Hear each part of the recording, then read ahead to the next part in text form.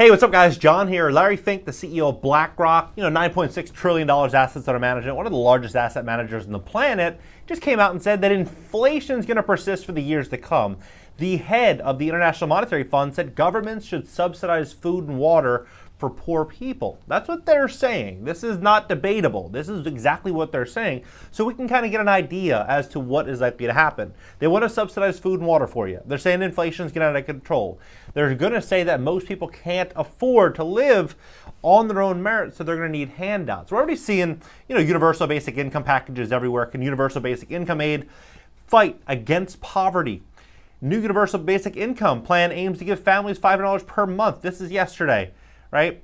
If we look at June payments, stimulus, tax rebates, UBI, San Jose homeless high school seniors get financial aid, right? UBI families in Maryland get $500 a month. UBI 15,000 California residents get $1,000 a month. This is happening in 23 different states and cities, right? This is everywhere right now. They're pushing universal basic income. Now, I'm not saying it's a horrible thing. I'm just saying that I want people to understand what happens next. Kind of give people an idea, because I think we have a pretty short window, maybe a year, maybe 3 years, to where they can really, really do very well financially to build out a moat of safety around themselves and their family. That's it. This is probably the window, next 1 to 3 years, to make a lot of money. And before I say, before you get an idea as to what a lot of money is, whatever the number is in your head, probably times 10.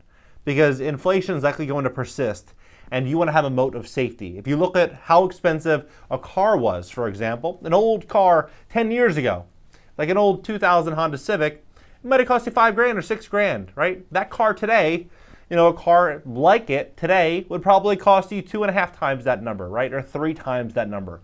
So think very big, because, you have no risk in doing so. If you have more than you need, then that's a really good place to be. Here's what they're saying. Here's what's going on. Larry Fink says elevated inflation for years due to supply shocks.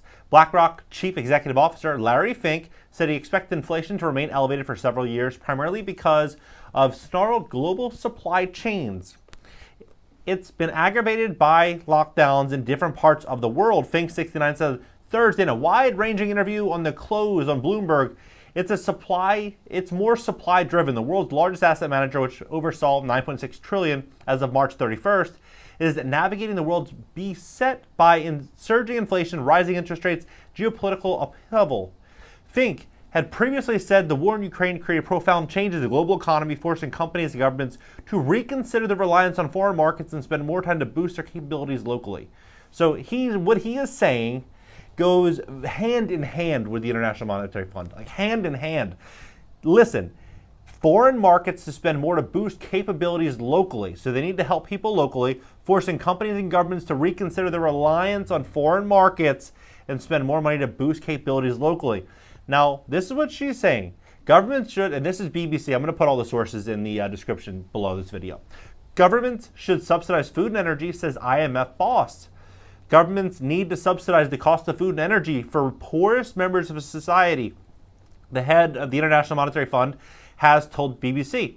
People around the world are struggling with rising cost of living, right? She said support needs to be provided in a very targeted manner, preferably global subsidies directly to the people, right? Think universal basic income, global subsidies directly to the people, universal basic income. Many governments are providing some help, but critics argue it's not enough. When it comes to the cost of living, Ms. Georgieva said there are 2 priorities. One, the very poor people segments of society that are now struggling with high food and energy prices. The second, she added, is to support those businesses that have had the most damage by the situation in Ukraine. However, that's providing challenges because food prices have hit record highs this year, while oil and gas prices have also risen sharply. This is largely because of the twin shocks of the pandemic and the war in Ukraine. Between them, Russia and Ukraine are major exporters of crops and hydrocarbons. The importance of these commodities is the global economy has led to annualized inflation rate to reach its highest point in decades in many countries, 9% in the UK, 8.3% in the US, 7.4% in the Eurozone, even though they just did another article saying that the Eurozone inflation was a multiple of that figure. Argentina, for example, their inflation is 58%. Turkey's inflation is through the roof. Look at the peso in Mexico. You look at all inflation, all fiat currencies, the inflation is astronomical. Central banks are lifting interest rates to try to slow the increase in prices, which has led to some influential figures, such as Goldman Sachs, Lloyd Blankfein, to warn of risk of a recession. Ms. Georgieva is concerned about the impact those higher borrowing costs will have on governments who have to repay huge debts they took out through the pandemic. She said governments needed to be very careful about how much money they spent and what they spent it on. The meeting of 7 wealthy countries ended a pledge to continue to work together to minimize the impact of war globally, as well as our economies and population, by providing well-targeted support where necessary. Over the last few months, governments have made a range of interventions to try and lower the cost of living. In the U.S., President Biden has released oil reserves to try to bring down prices. Spain and Portugal have capped gas bills, and it's a leading issue in Australia's election. The U.K. Chancellor has made some tax changes and considering windfall tax on soaring profits of energy companies. Ms. Georgieva is concerned that without the correct government support, the protests seen in Sri Lanka could be repeated in other countries. Sri Lanka's economic crisis, exacerbated by rising prices, had led to deadly riots. The IMF boss said such similar unrest before the pandemic from France to Chile was caused by a sense of inequality growing and decisions being made without support of the people. If we were to learn any lesson from 2019, it is to be much more humble about policy decisions and engage in multiple ways with people. Because policies must be for the people, not the paper we write them on.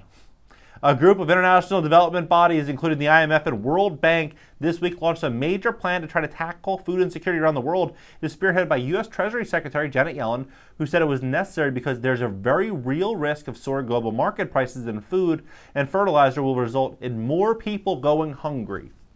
Ms. Georgieva said that while there's plenty of food, it is not evenly distributed.